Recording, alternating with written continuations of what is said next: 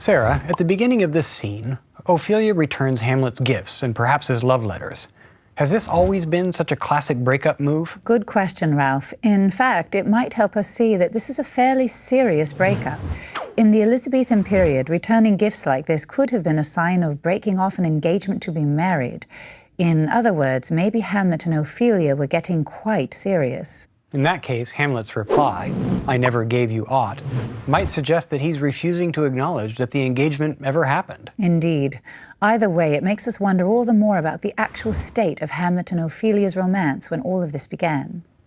Hamlet makes so many sexual innuendos regarding Ophelia during the play, and often, like in this scene, they're pretty cruel. Are we supposed to be wondering whether their relationship is physical? Are they lovers? How likely would this be in Elizabethan England? It's quite difficult to know, Ralph.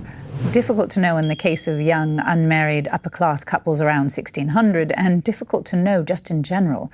How would one get accurate data on such a question? Nevertheless, one estimate is that 20% of brides were pregnant at the time of their weddings. Well, we know one case fairly certainly, don't we?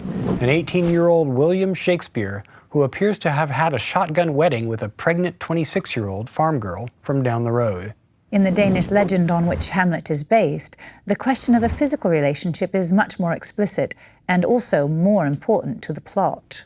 In that story, the Ophelia character is not Hamlet's girlfriend at all. The king's agents arrange a private encounter between Hamlet and a young woman who they've instructed to seduce Hamlet.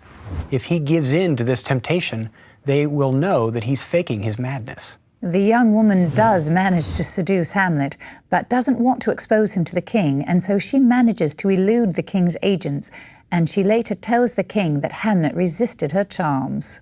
Wow, Shakespeare's Hamlet's pretty tame in comparison.